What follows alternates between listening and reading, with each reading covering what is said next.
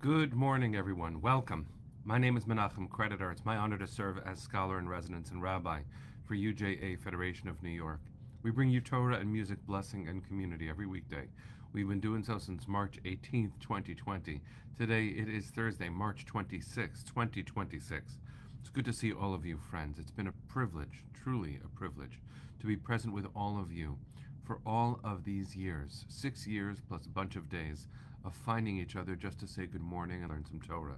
John and Lydia, Adele and Susie, Boker Tov, my friends. Hi, Nicole. Nice to see you. Welcome. It's been a beautiful thing just to find friends from all over the world who just want to say, as Cecile just did, Hineni. Welcome, everybody. Arlene and Nitzem C. Tough. That's a great name. Welcome. It's good to see you. Camille, Valerie, nice to see you. It was beautiful to share Seder with you, the Survivor Seder just earlier this week. Karen and Jack, Dave, good morning. Deborah and Carl, Cheryl, Debbie, and Siona. Hi, Scott. Nice to see you. All right, friends. We're going to take a breath, sing a bracha, learn some Torah. Here we go.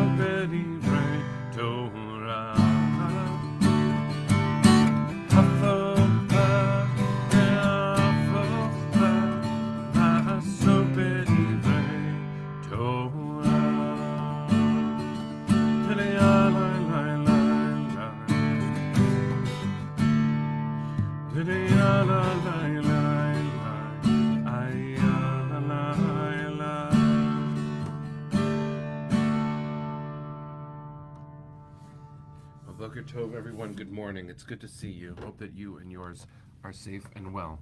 Let's learn a little bit of Torah. Parshat Tzav, the second Torah portion of the book of Vayikra that we've been learning all week, has many facets. And yesterday we spoke about how, in order to understand the functioning of the Mishkan, the tabernacle, which we have spent so many weeks, so much of the Torah discussing, both its construction and its import, we also have to be aware that those who worked in the Mishkan deserve attention too. The mindful practice that must go in to religious leadership is something that we should never take for granted, something that we continue to struggle with, bear the weight of, and try to do better about even these days. When we talk about the priests, it's important to remember the distinction between religious leadership then and what religious leadership means now. A Kohen is born into their role. They are the male child of a male descendant of Aaron. And while there is some dispute whether or not that chain is continued uninterrupted, that's what the role means. It's not something that people elect to become. There are many great jokes about how to become a Kohen. I'll tell those jokes some other time. But when it comes to the Torah's language about those Kohanim, those priests, this is the Torah portion that talks about their inauguration. They are dabbed with blood on their right ear, right thumb, and big toe of their right foot. That's something very strange that we've spoken about already, which for me can be summed up in our whole body must be involved in the work that we are called to do. It cannot be some detached idea. it must be enacted, and it must be carried forward through life. That's a lesson that has a different focus but is related to this one. Yesterday we spoke about another aspect of the inauguration of the priests, which is that they had to stay in the precincts of the Ohel Moed, of the tent of meeting, for 7 days. And that pause before doing the work is also an essential part of being a leader. You need to have a kind of remove in order to have a perspective. Some of that is involved in training of our rabbis, and some of that is in the boundaries that rabbis must take, being a little bit removed from community so as to see yourself as being of service. I actually have the privilege of facilitating a Kaddish minyan online with My Jewish Learning that I've now been doing for about 6 years. Similarly, it began during the summer of 2020, and that group learns and then says Kaddish. Yesterday we discussed the period of 7 days about the priests and how that might actually be a mindful practice to hold on to during Shiva. That Shiva itself is 7 days of remove before re-emerging, before re-entry. And as John said, both professionally and also spiritually, onboarding is important. The world requires some adjustment. But what I want to point out, and this is something that commentators have discussed for a long time, is that that kind of remove in our Parsha, the distance that the priests must take when being inaugurated, is actually not meant to be extended. And this is something for us to consider too. Both as communities, some of us are rabbis or other kind of religious leaders. In just a week, at least in the Torah's counting, Pesach is coming, and so the Torah cycle becomes a little bit interrupted, for all the best reasons. But next Torah portion, Shmini, has an example of what happens when the priests add to, or in their minds perhaps accentuate, the dictates of their own work. In next Parsha, Shmini, 2 priests, Nadav and Avihu, they do something that isn't commanded. And that might be the worst of it. It might be worse than that, but it might just be that. They offer an offering that is not commanded. In fact, Nachmanides, Ramban, says that was the big mistake. They thought that they could define the terms of their work. And so, by extending what they thought as the parameters of their work, they endangered themselves and the community. We'll leave that story for when we get to Parshat Shmini. But I want to use that and extrapolate from it a suggestion for the way we as religious leaders and spiritual communities conduct ourselves. It is important for us to recognize and respect the boundaries that leaders must maintain, and we must allow them to maintain. There has to be a sense of self. But for scholars and for rabbis, and I'm guessing for other religious leaders of other faiths, it is also important for us to remember that that distancing for 7 days, as John called it, the onboarding process, is not meant to be extended. We are not supposed to lead from a distance. We are supposed to be part and parcel of the work. There's a beautiful book called Resonant Leadership. Actually, it's called Primal Leadership, and it's about resonant leadership.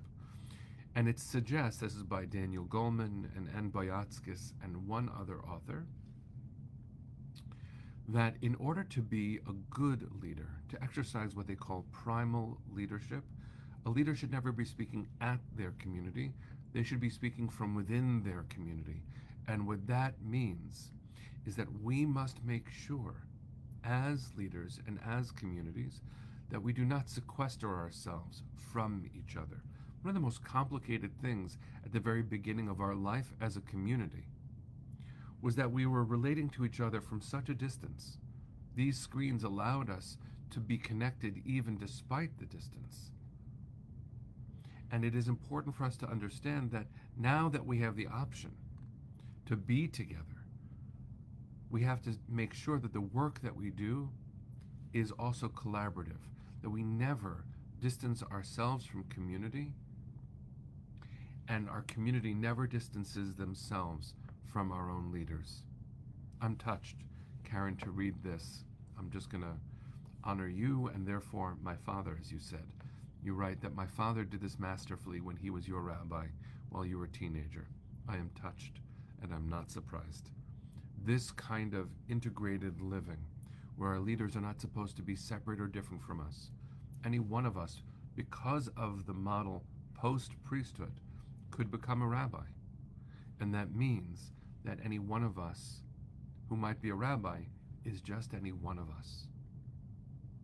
And so what a gift it is to remember, first of all, Karen, thank you for honoring my father in that way. I will call him and tell him when I'm done with the broadcast. It is important for us to remember that leaders should not be separate from the communities they serve. This is true in the outside world too. I remember spending time with police officers who were struggling to serve their community because they were so removed physically from their community. These police officers couldn't afford to live in the community that they were serving because of many, many factors, probably including their own pay scale. And so it is important for us to remember this. If we truly expect our leaders and our supporters to be of service, we then need to make sure that they are included in our community while respecting their need for boundaries. This is a delicate dance, but what a beautiful thing it is to read in this parsha, both that leaders do need space, and based on the cautionary tale of next week's parsha, that space is defined. It should not be sequestering, isolating. That's not the way to do the work of a leader. It is to be integrated, to be part of the work and part of the community.